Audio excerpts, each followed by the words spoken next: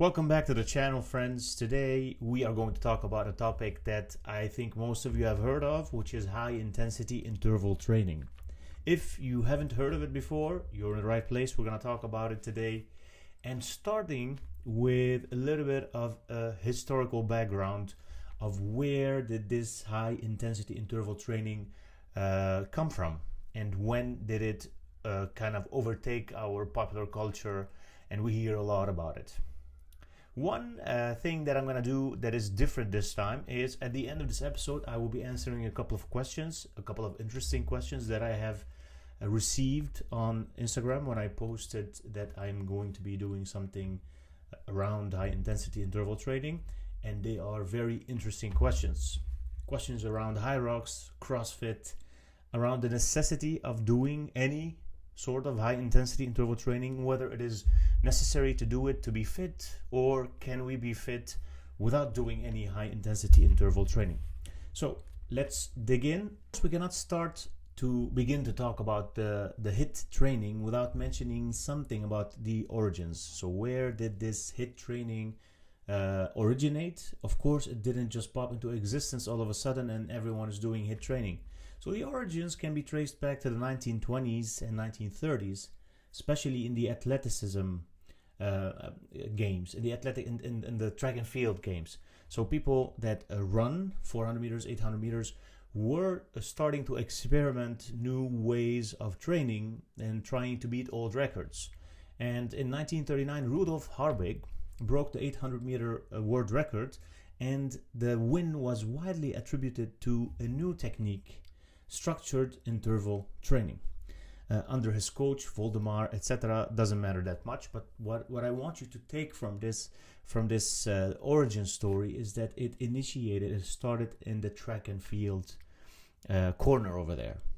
And then in the 1940s, 1950s, it started to expand because more coaches and more players started to notice that, hey, there's this new technique that coaches and players are using. They're getting better. Let's try to do it. And they did it, and it started to expand. And Emil Zatopek, for example, expanded interval volume dramatically, 20 to 40 repetitions of 400 meters. 400 meters, it's the entire field. And 20 to 40 repetitions is a lot of repetitions. So this high intensity was mostly performance driven and in the elite zone. It wasn't in the general population mind yet. Now jumping to between the 1970s and 90s, so between the 70s and 90s, with the scientific era, where exercise physiology labs refined VO2 max measurement. So it was more accessible for people to do VO2 max test. Athletes were still in that corner over there. More research. Of course, always new techniques. Athletes and coaches try them.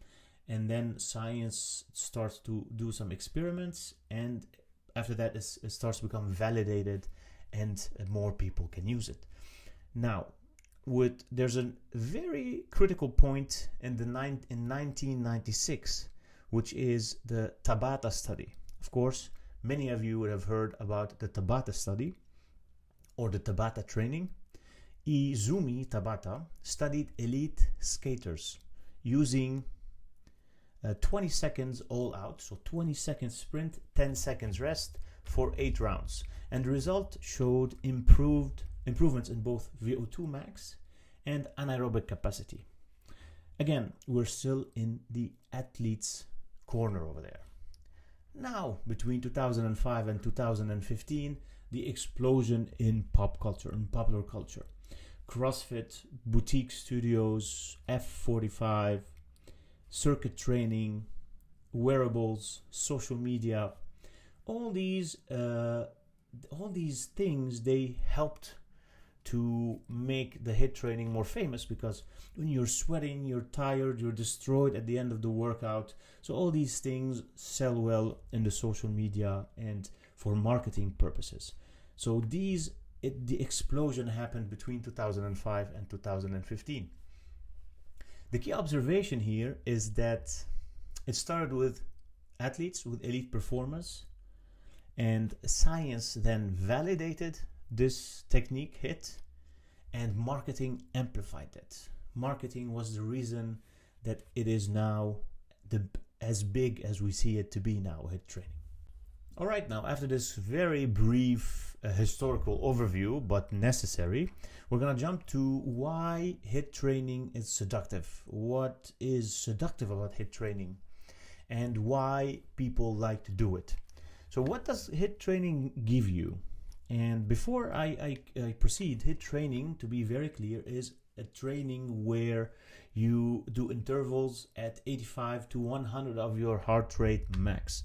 All right, so it's not 130, 140, 150 beats per minute. We're talking about 85 to 100% heart rate max. And then you have to rest until you're almost at rest, 120 beats per minute. So this is the interval that I'm talking about.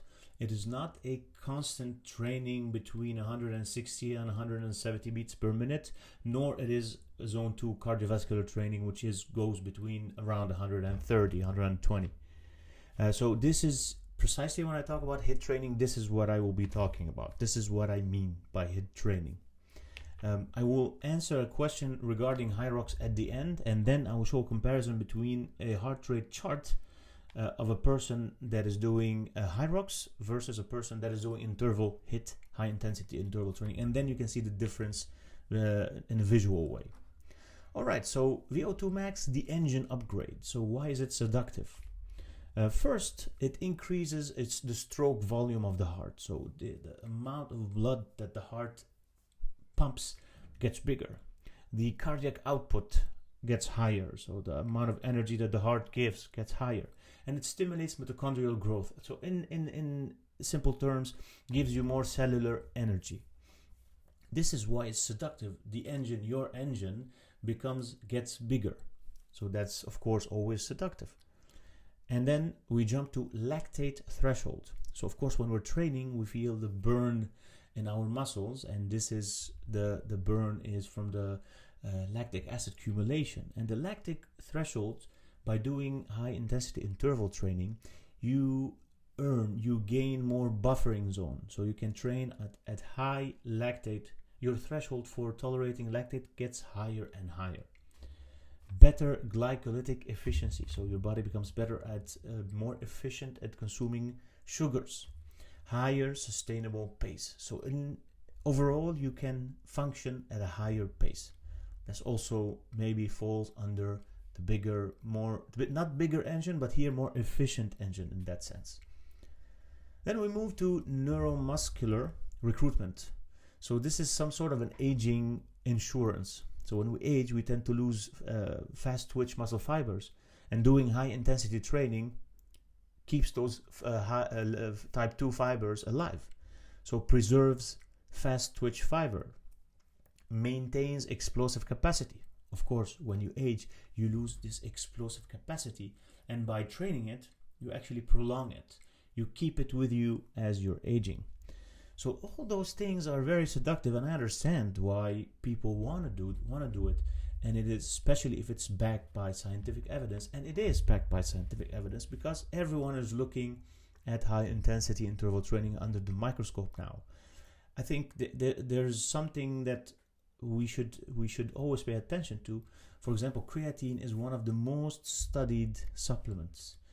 Because everyone is talking about it, more people wanna study it, see if it's good, if it's bad, and then when more people look at it from a critical perspective, you can have a better understanding. And HIIT training, although it's not very clear what HIIT training is, I clarified what kind of HIIT training I'm talking about here.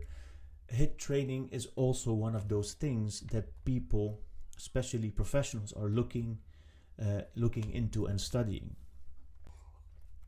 All right then, now among the many studies that you can find online, also reputable studies, peer-reviewed, I chose to talk about one study that it compares between HIIT training and moderate intensity cardiovascular training.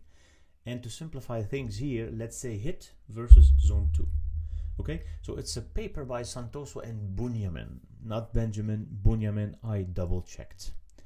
So this paper, it compares HIIT and zone 2 training, and it compares them in multiple ways. First way is the cardiorespiratory fitness. The difference between zone 2 and HIIT training is that HIIT training elevates the ceiling faster and quicker than zone 2 training. Although both do elevate the ceiling, your cardiovascular fitness ceiling, but HIIT gets you there quicker because it's more aggressive. It demands more. It's more demanding. Of course, there's costs. We'll talk about these costs later. So now, for the reasons that mentioned before, such as increased stroke volume, more mitochondrial fitness, so more cellular ability for your cells to make energy, etc. So these points, we talked about them, and this is the first point when it comes to cardiorespiratory fitness. Now we jump towards point number 2, which is also a very important point: insulin sensitivity and glucose control. Why is it important for the body to be able to efficiently transport the glucose from the bloodstream to the muscles and other tissues with least hormonal intervention? It is very important because if it's not healthy and if it's not efficient and if it gets worse because of life choices, genetics, etc., it does lead to a lot of it's the biggest contributor, it's the central driver actually to type 2 diabetes and cardiovascular disease, long-term metabolic diseases and problems. Okay, so this is insulin sensitivity. Our bodies should be efficient in using the glucose with less and less hormonal demand. So jumping number 3, which is fat loss. What's the difference between in fat loss between HIIT and zone 2 training? HIIT and zone 2 training produce similar fat loss effects. In obese population, HIIT may achieve similar results quicker. Of course, again, for the obvious reason that it is more intense and more demanding. Point number 4, which is blood pressure. Both types of training reduce blood pressure, and HIIT training reduces systolic and diastolic. Systolic when the heart pumps, diastolic when the heart is taking rest. So both those points in your heartbeat are reduced by HIIT and MICT, moderate intensity cardiovascular training. So it's interesting that there's a lot of similarity, but the main point is that HIIT gets you there faster.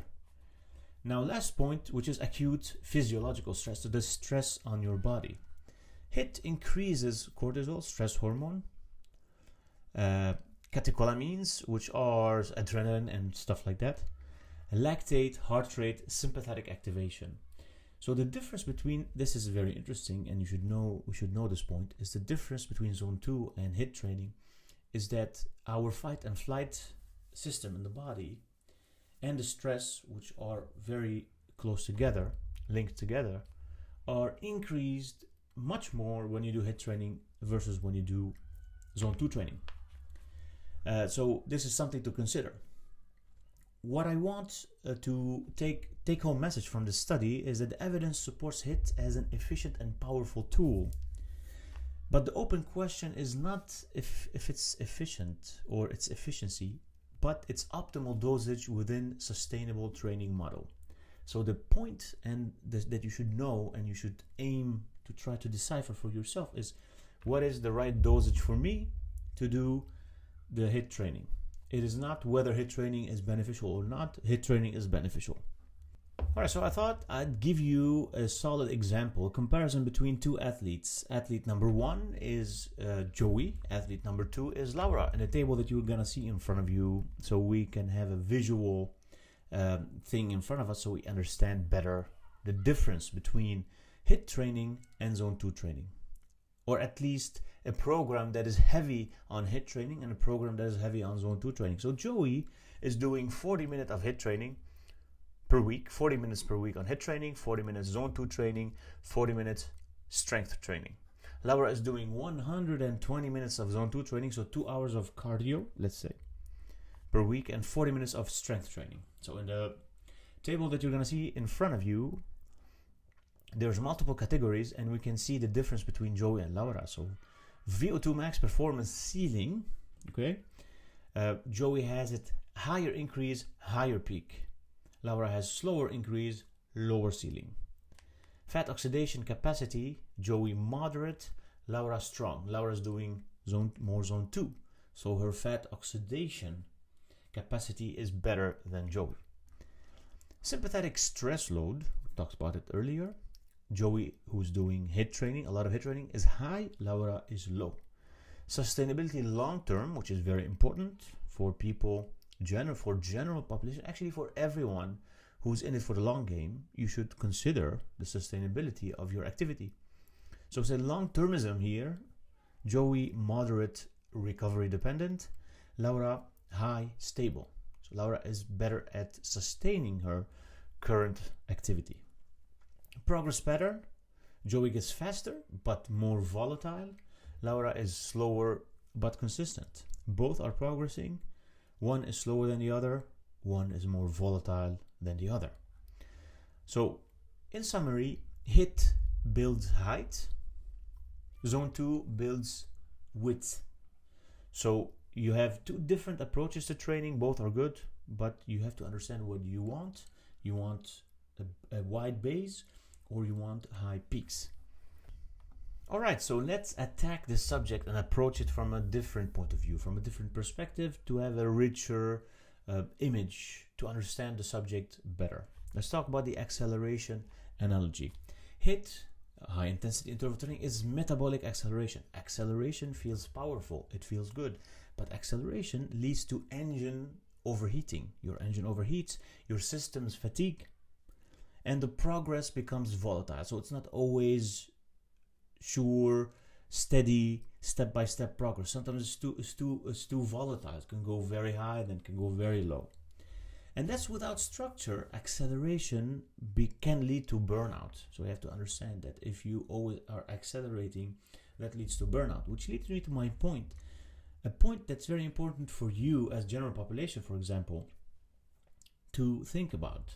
If my life has multiple responsibilities, I'm juggling many balls at the same time, and there's a high stress already in my life, is it also wise to let the dominant way of training be high intensity as well, so also acceleration? Or should I maybe have less acceleration in my training and more calming down, so I can balance and actually get out of my training session feeling better in a more sustainable way?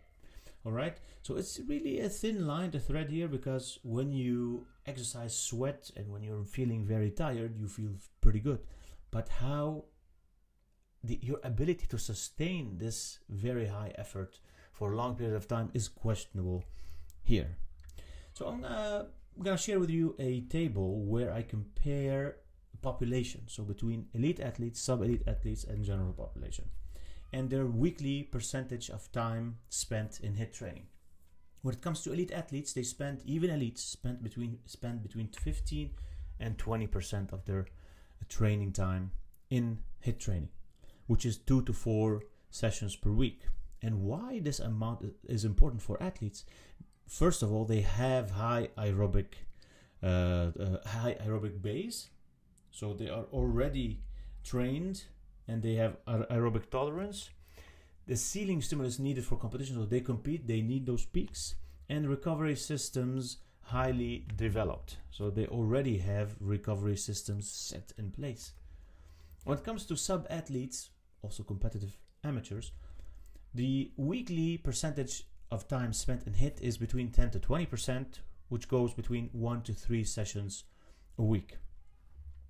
They need performance gains, but have lower recovery bandwidth than elite, must balance work-life. So if you're not a 100% exclusive only athlete, it is very important to understand that if you're balancing work-life, you have to think about that different than elites. So when it comes to general population, everyone whose focus is health, for example, the percentage of time spent on HIIT training weekly is between 5 to 15, so around 1 or 2 sessions, between 0 and 2, I'll say 1 to 2.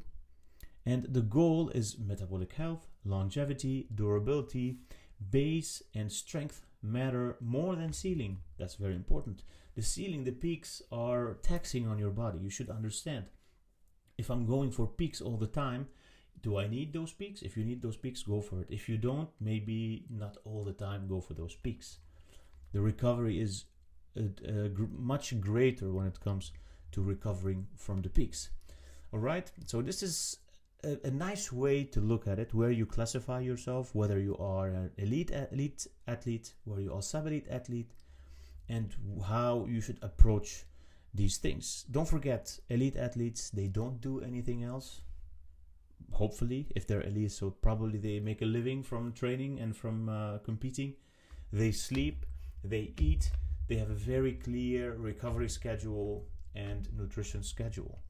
And they are already well trained, and they have, as we said, a wide aerobic base, a solid set in place aerobic base. So this is what distinguishes the elite athlete versus the general population.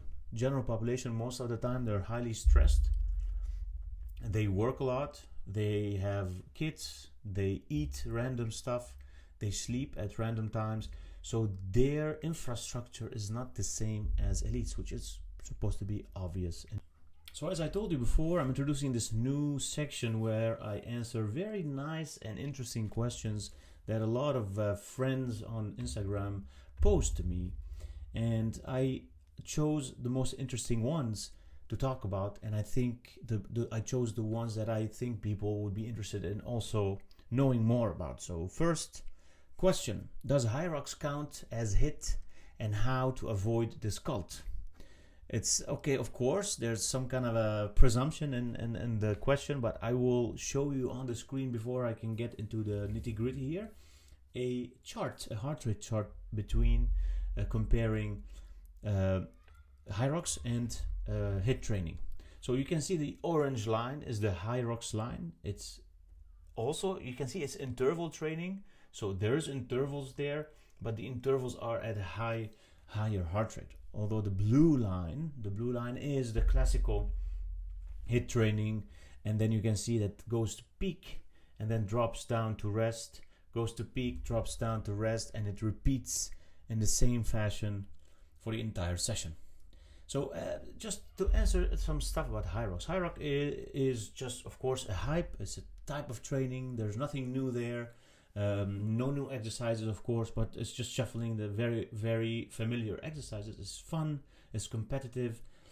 People do it, and it's very demanding. It requires a lot of effort, and it makes people happy. So I think it's a very nice thing. But HYROX is not the problem. The problem is when performance becomes identity, and the identity becomes some sort of a moral superiority, and then people start to feel superior than others because they are doing something such as HYROX. And of course, suffering in a way becomes a sign of status. So if I suffer more, therefore I am better trained, or I'm doing better than other people because I can suffer more. Any environment where there's high competition, there will be these dynamics, this cultish dynamics, which is normal, and we have it everywhere. Okay, let's jump to question number 2, so we don't drag on each question. Is it best to be your best all-round shape without? Is it possible to be your best all-round shape without HIIT training? It depends what you mean by best. If you mean high VO2 max, lactate tolerance, competitive performance, then no, you need some sort of HIIT training. If by best you mean strong, lean, metabolically healthy, durable, then you can achieve these with strength training, zone 2 aerobic training, and occasional tempo effort. So always there should be some occasional tempo effort. But yes, it depends what you mean by best. Jumping to question number 3, does recovery take longer? Most definitely, HIIT training takes more time to recover from than zone 2 training. Higher systematic load, higher central nervous system fatigue, greater glycogen depletion, which needs more time to be replenished. Recovery depends on sleep, calories, and training history. So of course, different people recover in different paces. And if you're a beginner doing high intensity training or very vigorous activity, you're gonna need much more time to recover than a trained person. So for trained individuals, 2 to 3 times a week is often manageable for trained individuals. For beginners, 1 session requires 2 to 3 days to recover from. All right, so this is when it comes to recovery in high intensity training. How much time should I spend on HIIT per week? This is a great question. How much time should I spend on HIIT per week? For general fitness, 10 to 20% of weekly training time. So 1 to 2 sessions, 15 to 25 minutes per session of actual high intensity work. That's what you should think about in those terms for general population. Again, use intensity like seasoning, not like your main dish. Okay, it's not your main dish, it's seasoning. It makes the dish better. It makes your health better. It should not be everything on the plate. Does HIIT burn more fat than Zone 2 cardio? HIIT burns more calories per minute, of course. Zone 2 burns higher percentage of fat during a session. A long-term fat loss equals calories burn, a calorie balance plus muscle mass plus consistency. Okay, so calories, muscle mass, and consistency. This is how you long-term make sure to burn more fat. So I think these are the questions that I found interesting, and I hope you also find interesting as well. Always, if you have more questions, you can send it to me. I'm happy to entertain. If I don't know, I will research, and if I still don't know, I will just not answer it and tell you that I don't know about it. We've reached the end of this episode, and I hope you liked it. I hope you found the information and the presentation beneficial to you, and it clarified some ambiguity around HIIT training. What is HIIT training? Where does it come from, etc. Just to end on some tips and something to keep in mind. Intensity is a tool. Okay? Again, intensity is the seasoning, not the main dish. Intensity is a tool. Structure should be the strategy. All right, you should structure your training and aim for structure instead of intensity. And make sure that always sustainability is the goal. You should have something sustainable. You should train in a sustainable way. You don't want to break your body. You don't want to overload your central nervous system.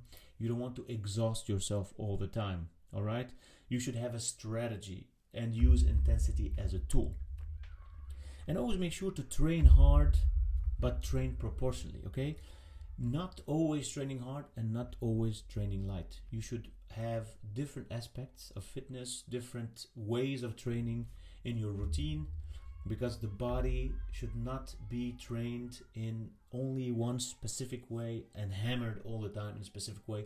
If you're someone who's looking to have better health and live longer, and have a better functioning body for a longer period of time. If you're an MMA fighter, drop everything. I'm saying you should aim for those peaks first because you want to win. So okay, so your aim is different. When it comes to general fitness and general population, you want to be able to do this for a long period of time. So you need sustainability, you need structure, use intensity as a tool. I hope you like this video. If you like it, like, comment, and share. Subscribe to my channel, and see you next time.